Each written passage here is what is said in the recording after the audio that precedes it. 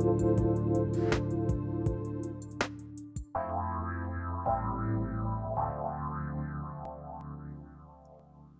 I'm Craig Richardson, and welcome to Mind to Heart.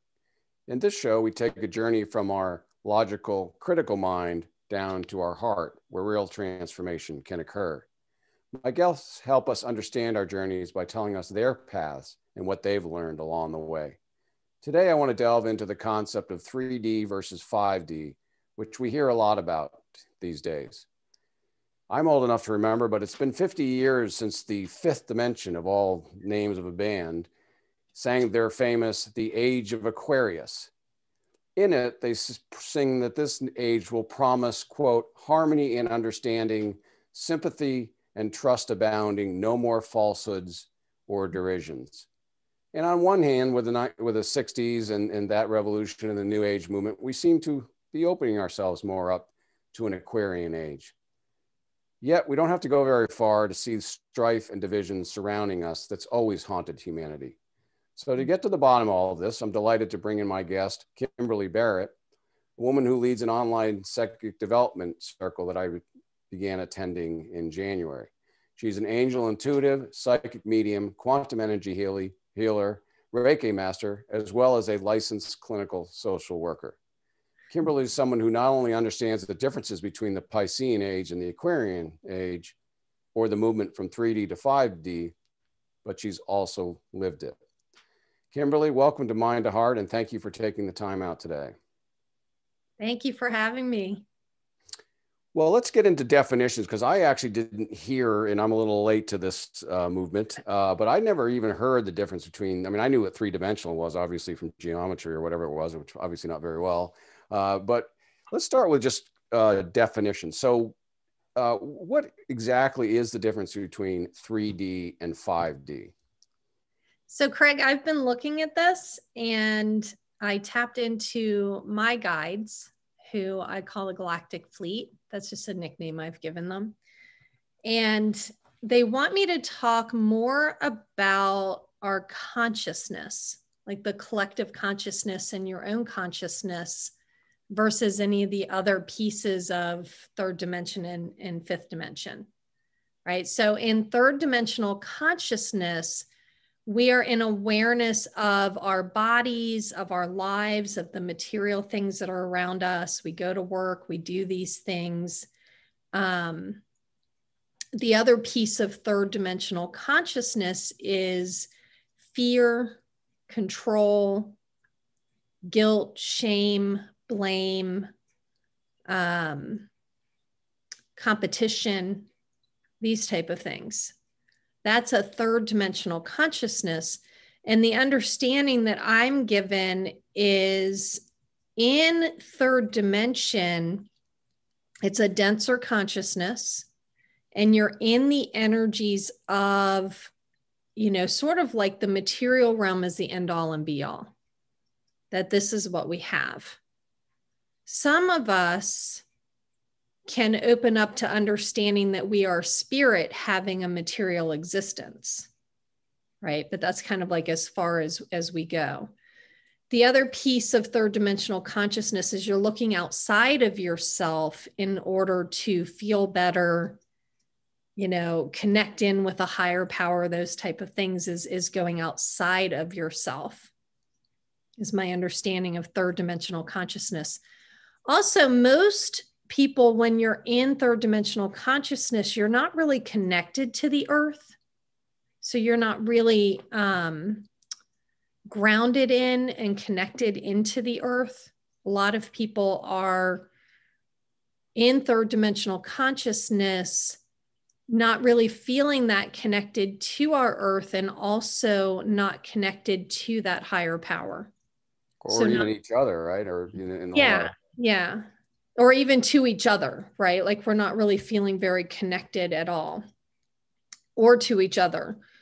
So in this third dimensional consciousness, I keep thinking of the Celestine prophecy, if you remember that when it came out. The Celestine prophecy was written by James Redman. It was like in the 90s, I think, when it came out, around that time. And it was explaining that we're going to be in this human evolution, that we are evolving from one level of consciousness to a completely different level of consciousness. And in that understanding is that we are actually all made of energy. Mm-hmm. That we are energy, that we can tap into that energy, that everything is made of energy. And our science is starting to discover that now. Everything is energy and we're all connected in it. We can connect into this energy. Most of us are not. We're wearing shoes when we go outside, so we're not connected into the earth energy. We're not understanding that we're energy beings.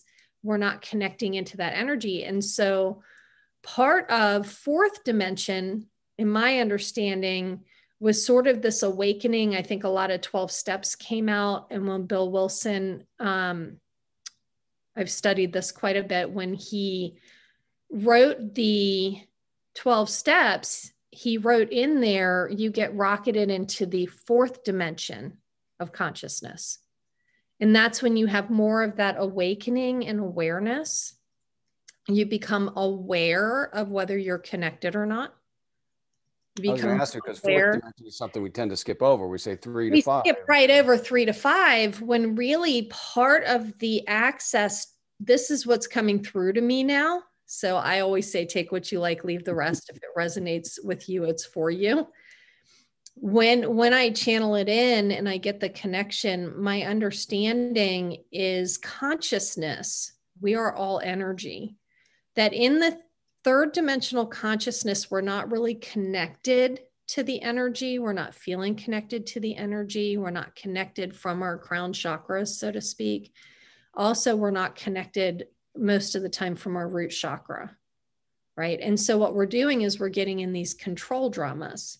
We're in fear. Right. We have all these other control dramas where we're taking energy because we're not getting the energy, unlimited supply of energy from our source, right? And if we understand energy in its truest form, it is infinite, unlimited energy. We are infinite, unlimited energy beings projecting out into an infinite, unlimited environment. Only we don't remember this because we come into what we call kind of like the veil of forgetting.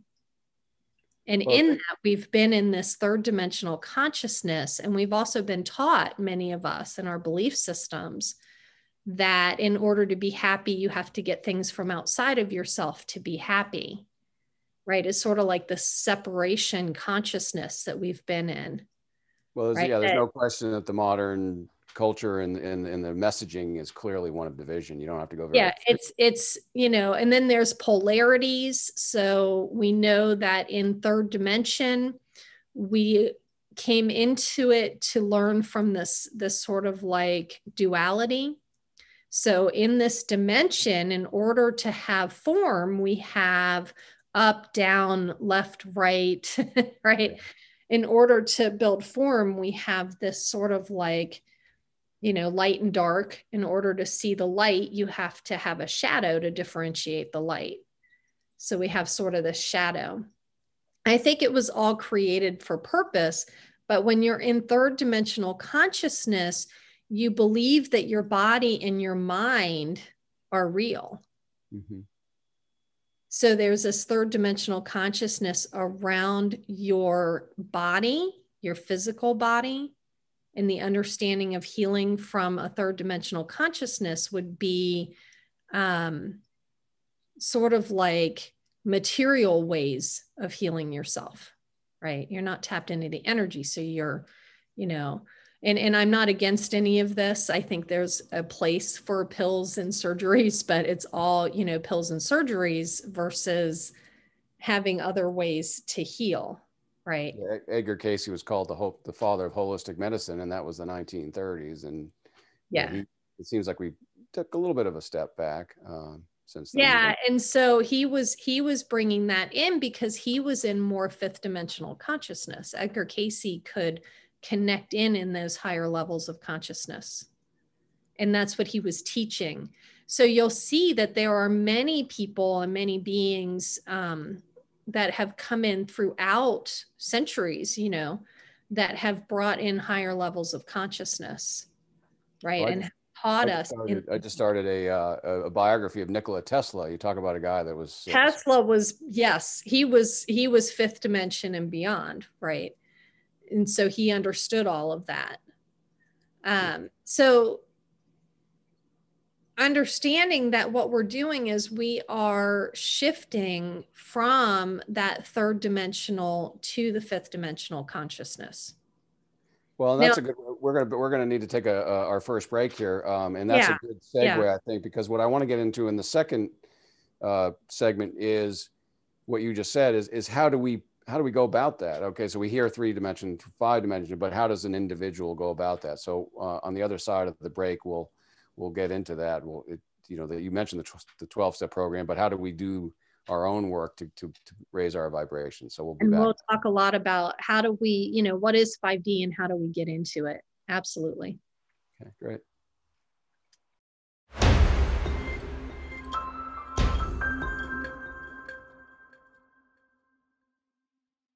Hi, welcome back to Mind to Heart with my guest, Kimberly Barrett.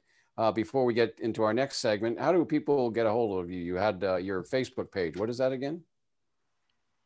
You can get a hold of me right now on Facebook, which is Ananda Intuitive Healing by Kimberly. Okay. And there'll be something on the bottom that'll help people too as well. And my website is craigericardson.com. Kimberly, before the break, we started getting into the sort of the how-tos. Can we pick up there and how do people know they're in 5D and what steps can they do to make sure they stay there? Yeah, so 5D is that consciousness level where you are aware of who you really are, that you are energy. There's no more time. You're fully present in the nowness, in the now moment, that everything is happening all at once. That the consciousness is from that heart chakra. And so the consciousness is what they were singing, fifth dimension, because clearly they were in the fifth dimension and they started singing about it, and that's going to be coming for us. So the people that did that band, I think it was brilliant, right? Yeah. They were bringing it in early, that we are going to be waking up to much more compassion.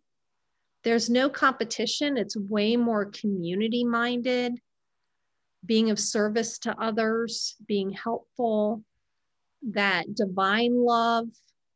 There's less competition. So in relationships, it's way more intuitively driven and sort of like being, able to have that balance of the divine feminine and divine masculine energies. So there's going to be a lot more peace, harmony. But I think that we are shifting and evolving there. So not everyone's going to get there all at once. Now, my galactic therein lies a struggle, right? Yeah, there's a bit, it's seemingly of a struggle. My understanding, the pathway to get there, part of it is through using that fourth dimension kind of consciousness, right? So my understanding of fourth dimension is you're in awareness. You become aware of whether you're connected or not. You become aware of what energies and frequencies and vibration that you're in.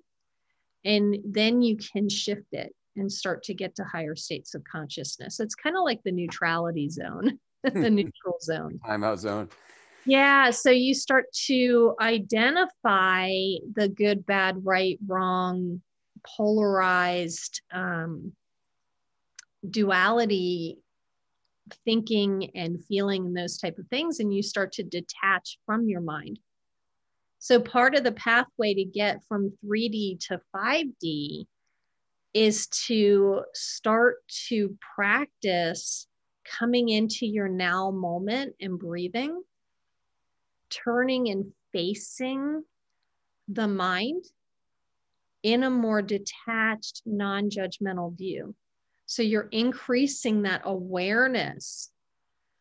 So instead of when you get triggered, you're reactive, when you get triggered, you're going to pause and recognize that you are an energy being, you are creating your own reality, that you can find peace. So there's lots of different pathways that you can get on to get there, right? There's no one perfect way to get to 5D, although I think awareness is a big part of that. Yeah, and that's usually the step, I think. Well, the first step in the 12th step is certainly understanding that's an awareness in itself, understanding there's a higher power. I also think the challenge is, again, and I have to do this myself, is to, I mean, it's almost like you understand what 5D by recognizing what 3D is, and there's a real pull sometimes to like I said, the culture, the media, everything's sort of set up to keep you in third dimension. Yeah, right? and I've basically had to turn it off. I can't. The suggestion has been turn off the news. And I'm going to say this here: if you really knew who owned all of the major news channels, you would turn it off immediately. Because most of it, they're using the word propaganda, but most of it is to send out fear energy so that you can be in fear. And when you're in fear, you're easier to control because you're looking outside of yourself for some type of authority, right, to give you answers. What I've been told is, this is through my guidance, through guides, through other people that I know that have guidance that's coming through for us as humans, is to really start to wake up and be aware of who you really are. Starting to recognize that there is a higher power, for one thing, and that you can tap into that power and you can receive the care and guidance from that power. And that energy and that love energy and that power is in everything. And that what we start to recognize is third dimensional consciousness is buying into the fear and, these lower kind of vibration and frequency energies. When you start to wake up, you start to recognize your true power and that you are actually creating your own reality. That's fifth dimensional, is when you start to, anyone that follows Abraham Hicks, they're leading you. That's another pathway to get to fifth dimension. Course in Miracles is a pathway to get to that fifth dimension. Doing mindfulness is a pathway to it, right? And we're all starting to wake up. Intuition, starting to recognize that you have that guidance already within you. It's just a matter of and that's where we all got locked down. And it's definitely, a negative thing in some ways, but it depends on how you interpret it. Because it certainly forced everyone to have way less distractions and to start to have to look at yourself. And that's what happens in the 12-step program, is you're forced to look at yourself. So they're bringing in a little bit more info.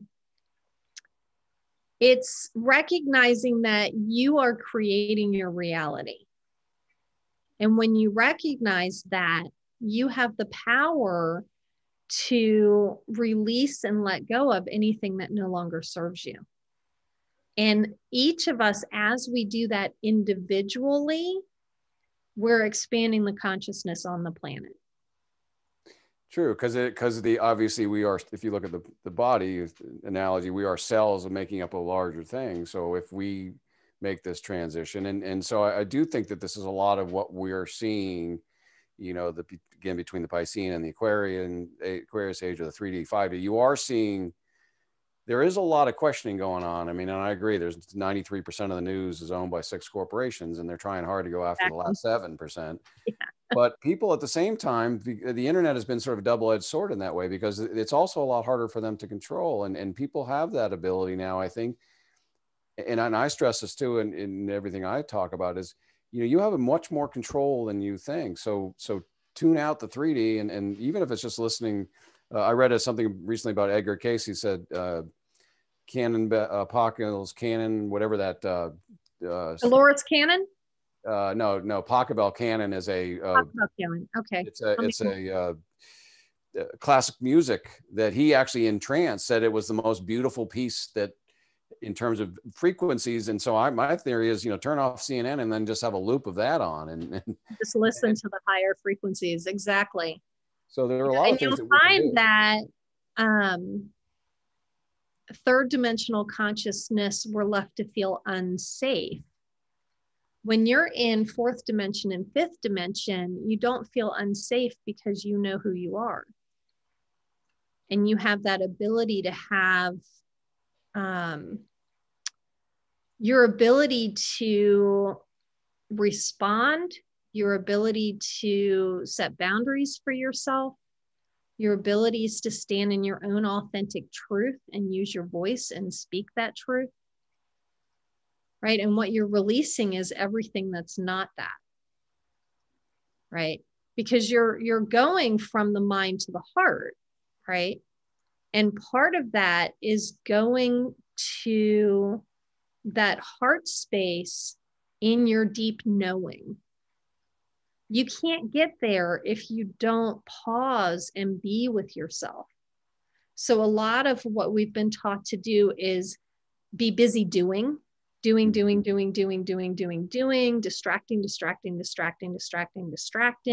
right? Eating foods that are heavy, that get us, not really, a lot of it was created so that it keeps you from being awake, right? Unless you're an energy healer and you shift the energy of the food, you're taking in food that's really keeping you in lower density and lower consciousnesses. So the way to bypass that is to raise your own vibration and raise your own frequency. And what I mean by that, if you get the book Power versus Force, they explain the vibration and frequency, right? That if you're in these lower vibrations, they are the fear, the anger, these more negative vibrations, versus being in appreciation, gratitude, love, joy, freedom, right? What would that feel like? And what you start to identify is, for what they're telling me to tell everyone, is in your own individual journey to go within yourself and identify the things that feel bad to you versus the stuff that actually helps you feel lighter and feel more freedom, right? And you might not even know what that looks like. Well, right? I think that's a good starting point, right? And I try again. Like that starting point. How can I tell if I'm in 3D or 5D? When I'm in 3D, I'm in my head worrying. Yep. I'm thinking too much. I'm angry. I'm reactive. I'm manipulating, martyrdom, control, depression, anxiety, these type of things. And there are pathways to get out of them. But what we do is, instead of facing it, we are spending time hiding from it. The other thing is, even in awake people, there is a huge, I was looking at that word, division and polarity. That's being done on purpose.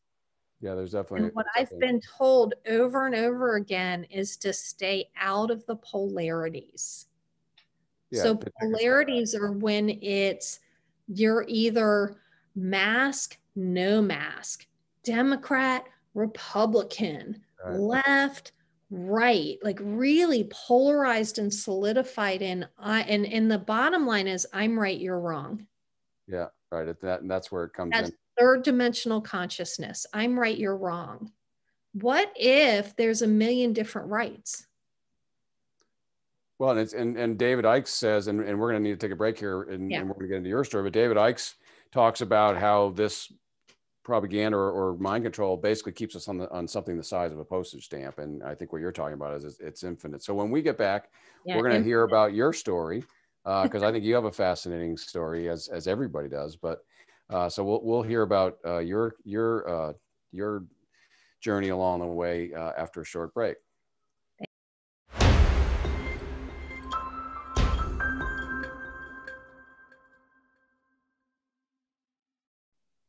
Hi, welcome back to Mind to Heart with Craig Richardson. I'm delighted to have my guest Kimberly Barrett here, and we've been talking about the difference between 3D and 5D and how to get there. And as I usually do in the second part of my show, I want to get into the life story or journey of my guest. So Kimberly, you had just mentioned that you grew up in the DC, Baltimore area. Okay, well, let's start there. So born in Baltimore, then we moved to Northern Virginia, Fairfax, or Falls Church, Oh. kind of Fairfax area. So I was about 15 minutes from DC.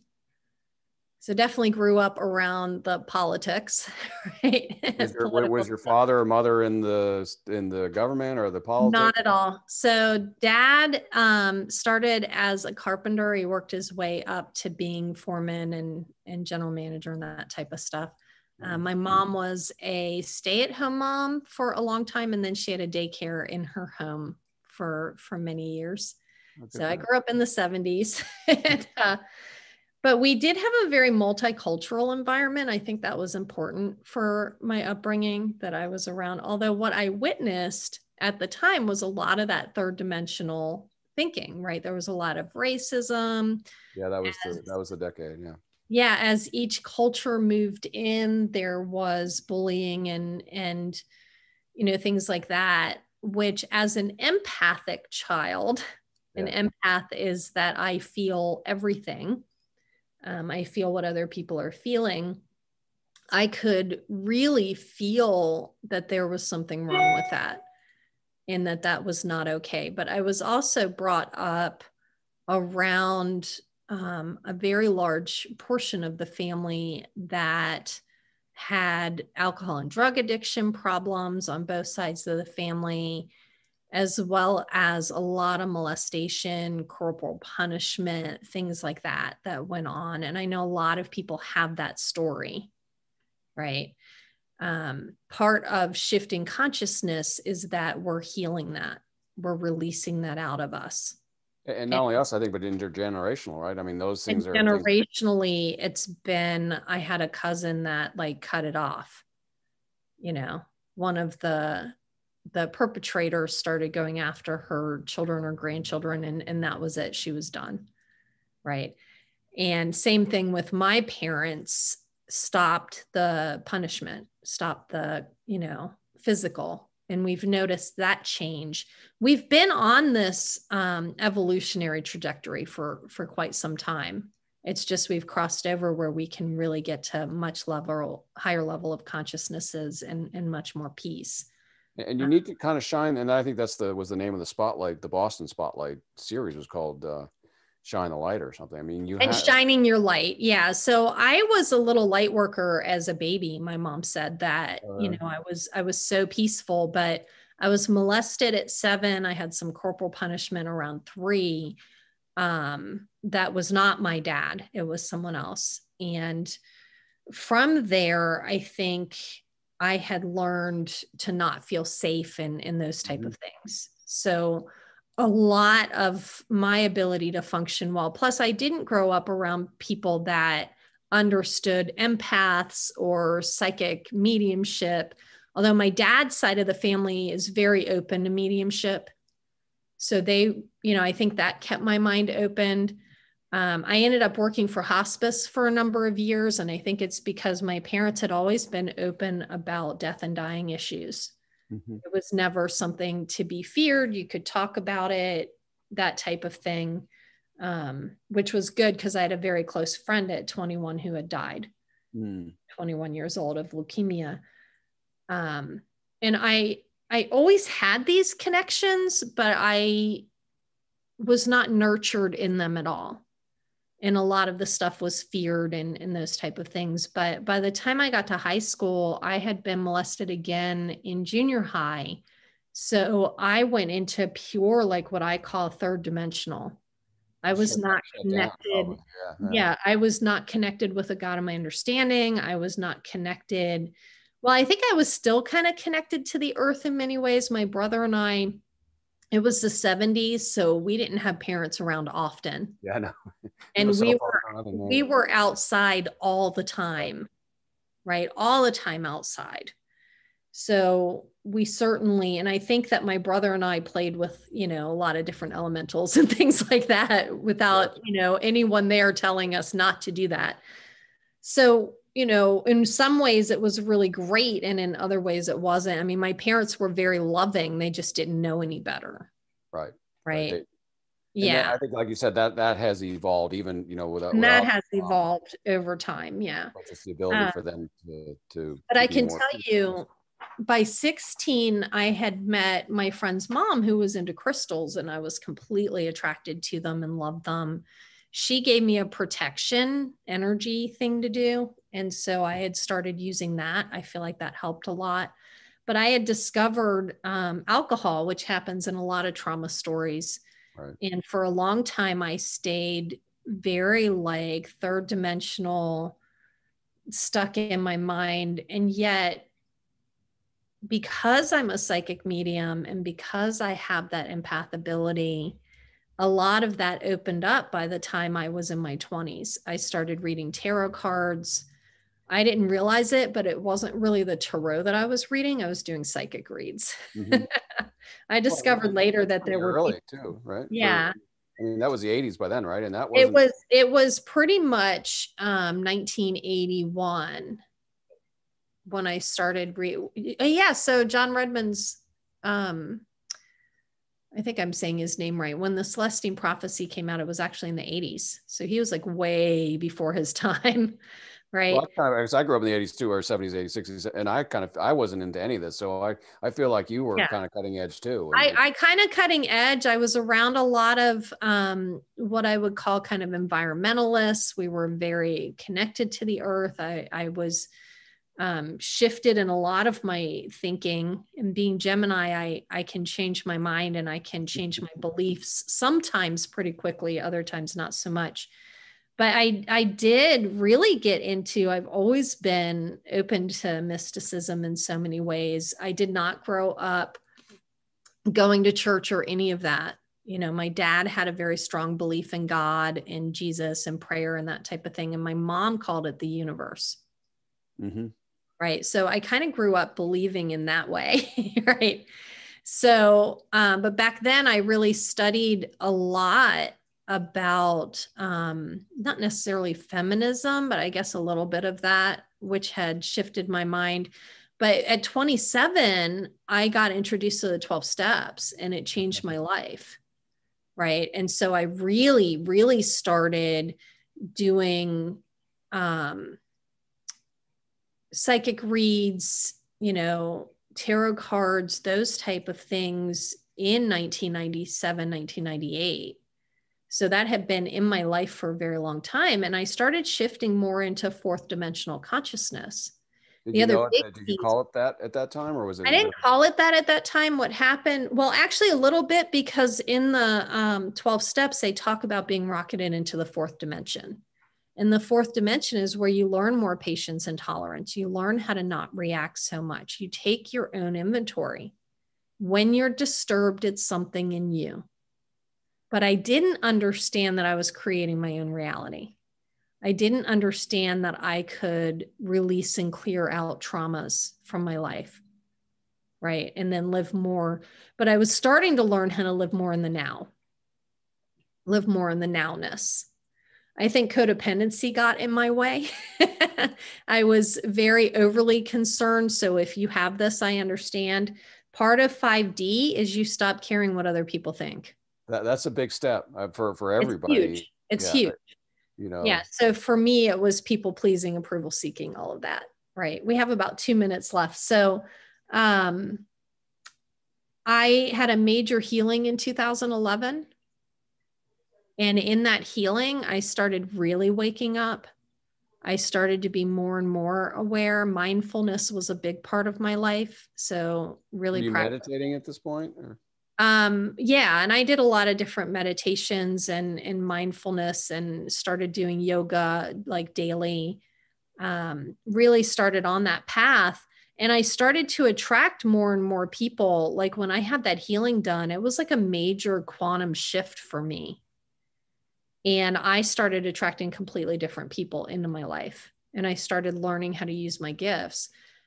I went from, I think we're going to talk about this later. So, Well, excuse me, I think that's a big thing, right? Is it not that because I think you touched on something, and that's the insidiousness of having that generational trauma and abuse, is that you kind of get into that cycle, right? And then you perpetuate it. One of the things that I teach is that we give away our power so much. We're constantly giving our power away to other people.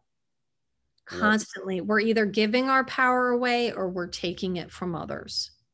I'm controlling other people so that I can feel safe. Right? Or I am giving, my decisions and my power over to other people rather than trusting my intuition, trusting my guidance, trusting my God of my understanding type of thing, and really following that. It's good to run it by other people, but the final decision is between you and your higher self or your God of your understanding, your higher power. Exactly. And that's a hard place to go. And let's get more into that on the other side of the break, because I do think that you have a wonderful, it's difficult in a lot of ways. I mean, you're the sort of archetypal wounded healer, which, in a lot of ways people would, have that element. So let's get more into that in terms of how you've been able to overcome that and then help others now in your healing practice. So we'll pick that up. Oh yeah, absolutely.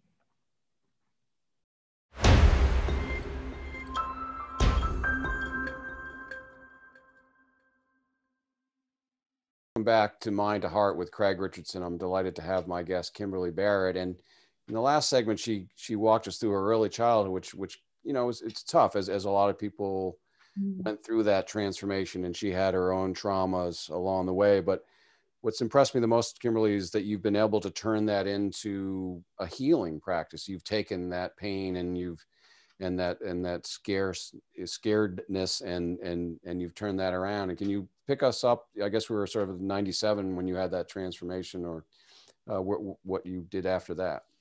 Well, I would go to 2011 when I had the major healing, and I had started healing the codependency. I started seeing a trauma-based therapist and started healing all the trauma. She cleared out a past life as if it didn't even happen. That's that, what we're going to be able to do fifth dimensionally is clear it all the way out to the seed that it was planted. Right. So part of my journey was I was living in Baltimore. It was very dense, heavy energy for me. I knew I didn't want to stay there, but I needed to be there in order to sort of like learn some things and shift and have that healing done. So it was a friend of mine. I started working at an inpatient hospice with a team of inpatient hospice workers where most of the doctors were Reiki practitioners. Oh, neat. And a lot of the nurses were Reiki practitioners. And we're working in hospice where, I like Ram Dass when he talks about, he never understands why hospice is run by doctors when it's purely spiritual. It's a spiritual journey. And I started discovering more and more as a hospice social worker that I was a medium because I'm doing grief work and I'm a medium and I have this like direct connection, that I was helping people really transition energetically. And I started understanding more and more that it's our consciousness, that what we're doing is we're letting go of this idea that we're physical. So what I was doing energetically was helping them release the physical, release the attachments. And that's part of what we're doing in going into fifth dimension, is releasing our attachments to who we think we are, what we think is real, all of that type of stuff. And I can't think of any greater attachment than the attachment to life, right? I mean, the attachment to, my understanding is there is no death. Right. But if you're in that mindset and you're old and you've known nothing and you've seen your partner pass away and you know nothing, you sort of hold on. Literally, you can white knuckle that all the way to the end. Oh yeah. And I've seen people do that, not want to let go at all, depending on what the fears are and that type of stuff. But most people, I would say 98.5% of the people when they let go within the last 72 hours, it's a beautiful experience. Mm-hmm. And it's really, you can tell. So being someone that is empathic, I'm open to energy, I'm an energy healer naturally. Didn't know that until I really started working for this type of hospice, that I had a guy that crossed over, and I couldn't tell if he was gone or not because he was still in the room with me. Mm. So I was like, do I go get the nurse? You know, How do you pronounce this? What time is it? I'm like, do I go get the nurse? But what happened was I started to really open up, and I was given this book that was like a Hay House book. So I started listening to all the Hay House stuff and started waking up to, like, I read John Holland's Born Knowing, and started to really wake up to my own gifts. And I started to learn Abraham Hicks and Neville Goddard and Wayne Dyer and all this stuff. So I started to really learn how to manifest in my own life. So I started taking charge. And I also listen to a lot of Sonia Choquette, and she's all about raise your vibration, raise your vibration, raise your vibration, you know? And so I kept raising my vibration. She gives a lot of great tips on like singing and dancing and just anything that's going to like be kind of playful and movement. And, you know, I even get coloring books and whatever's going to like feel good. Right. And I ended up, my understanding of manifesting is don't tell anyone what you're doing, because you want to be void of everyone's good opinions. Mm-hmm. And I had started to learn how to let go of what everyone else thinks of me. I still had some of it, but letting go of that. And I moved to Knoxville because I got laid off. I was given, you know, the layoff money and unemployment, Maryland unemployment, and moved on Maryland unemployment to Knoxville within like 2 weeks. It just all fell together. Was there a reason that you picked Tennessee or Knoxville in particular? Or was it you were drawn there? It was intuitive that I was drawn to it, that I was, you know, it's like what I learned to do was set my intention for what I want and then let go and just follow your intuition. Even if it looks crazy to everyone else around you, follow your intuition and do whatever it is that you're intuitively guided to. And that's what I did. And it's a lot of releasing fear. So when the fears come up, you just release the fear. I trust and I take guided action over and over again. It's trusting that the universe has your back, that, you know, it's the same thing with our evolution, that you can look out into the world and see all this negativity, or you can see that the things that are no longer working for us are falling apart. Mm-hmm. And that's what happened when I started my healing, was that it seemingly looked like my whole life was falling apart around me, but I was shifting and evolving into something brand new. You were that caterpillar going to the butterfly. You were in. It's the caterpillar becoming the butterfly. I am no longer a caterpillar. I can't even pretend to be a caterpillar anymore. And you needed to do that, right? And we all need to have. I needed to do that. 5D. Yeah. So I started offering intuitive readings. I started being paid for intuitive reads, mediumship reads. I got to Knoxville and I got into spiritual community, and I started, you know, doing like big expos, and I started doing healing work. Eventually I moved out to Arizona. So another piece in the story where I was intuitively guided to move out to Arizona for 2 years. I had a lot of healing done there. I got into Blue Star Celestial Energy, which is another thing. I activate people into Blue Star. It's Pleiadian, Sirian, Big Dipper, like Christ, Golden Mahatma, Christ light energy is really, you know, the connection. And that really shifted me more. When I came back to Knoxville, all of my spiritual friends were like, wow, your energy has really shifted. Were you in Sedona? I had visited Sedona a couple of times, but it was Tempe, Arizona, that I had done all this healing work. And by the time I got back, I was ready to do, you know, I do quantum healing work on people. I do Blue Star energy healing work. I can do it distance. I can do it in my office. And I feel called to be a light leader. So I started doing Facebook Love, which is on my Facebook page. Yeah, that's That, yeah, that I do Facebook Live every morning. And it was just to help people start to shift their consciousness.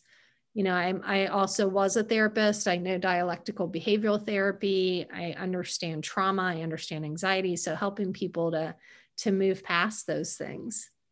Right. That's the exciting part for me. And I started psychic mediumship groups where we just get together and we do that. I met a friend of mine that does holistic wellness alignment. So it's that idea that if you clear, it's just like if you clear stuff like the feelings out and the energy stuff out, that you can heal your body. Yeah, well, we have about 30 seconds left. Yeah. And I'd like you to maybe give us a closing, because what you said up front was beautiful, 3D, but I don't think there's been a better way to show that than your own life story. So can you give us some parting thoughts in about 20 seconds about what you've learned or what you want to leave with the audience? What I want to leave is recognizing that you're not your body, you're not your mind, you're not your feelings, that you are infinite, unlimited energy, and you're projecting out into this sort of 3D physical environment that looks real, but it's not. It's an illusion. And that you have that power within you to shift and change your own life. And part of that starts with that awareness, coming into the moment, non-judgmental stance, and then learning how to make those shifts. Seeing energy healers if you're guided to it. You know, you'll get that intuitive guidance. Well, that was beautifully said. I appreciate it. Again, you can find Kimberly on Facebook, and my website is CraigERichardson.com. I'll have you back again. I'll look forward to seeing you on your psychic development course. If you want to look that up, that's on Meetup. We have so much fun.